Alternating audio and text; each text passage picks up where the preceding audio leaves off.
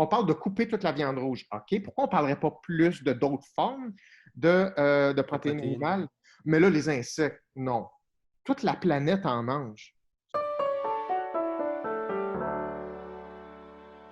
Et c'est ce que je trouve intéressant dans tes rencontres. Est-ce que tu as des exemples comme ceux-là de leçons qu'on pourrait, nous, apprendre puis implanter peut-être même dans nos entreprises ou dans nos façons de penser pour réussir à, à faire en sorte qu'on soit capable de réinvestir dans nos ressources puis de fermer la boucle et de le faire perpétuellement. Tu sais, eux, ils utilisent les mêmes bouts de forêt, ils vont cultiver les mêmes terres depuis des millénaires et des millénaires et ils réussissent à le faire durablement, essentiellement.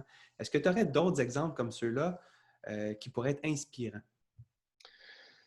Je pense que pour vraiment faire une étape là, supplémentaire, dans un premier temps, il faut penser durabilité à la base des produits qu'on utilise puis comment on les utilise. Il faut que ça soit déjà dans une pensée durable. Ça ne peut pas être, bon, là, juste cette affaire-là, qu'est-ce que je fais avec?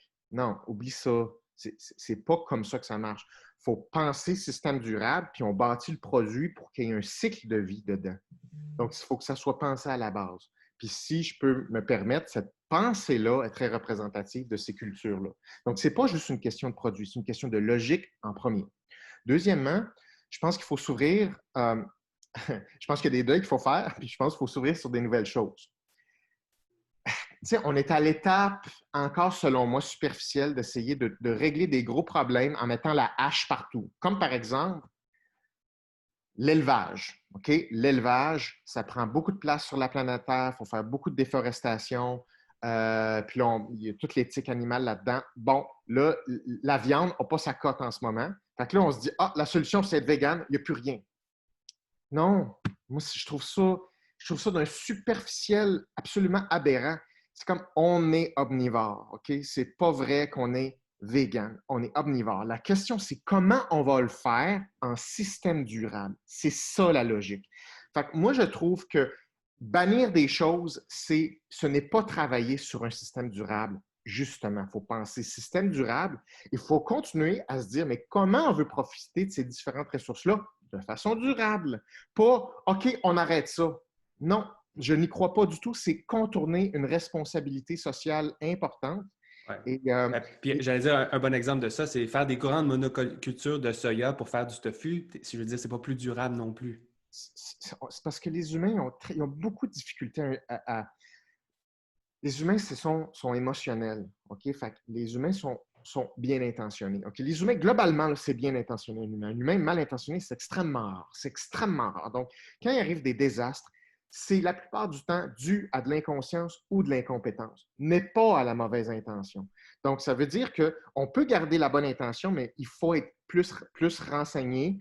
Puis évidemment, il faut être capable de voir clair sur qui essaie de nous faire croire qu'est-ce qui est bon et pas bon, parce qu'évidemment, tu as des intérêts politiques, économiques là-dedans. C'est pas simple. Hein. C'est très difficile d'avoir une vision claire sur seulement comment fonctionnent les changements climatiques.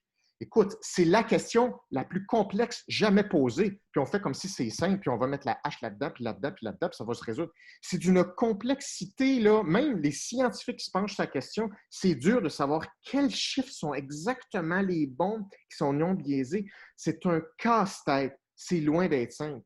Donc, tout ça pour dire que il faut s'ouvrir sur des nouveaux paradigmes, c'est-à-dire des nouvelles façons de s'alimenter. Comme par exemple, c'est faux de dire qu'on n'a pas besoin de protéines animales. OK, mais ça ne veut pas dire que ça prend nécessairement de la viande rouge. Par exemple, les insectes. Comment ça se fait qu'on ne parle pas vraiment de ça?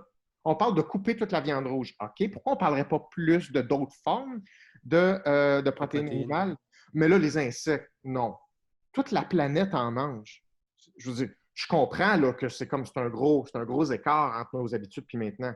Mais un instant, là, des insectes, je veux dire, ça se reproduit comme ça.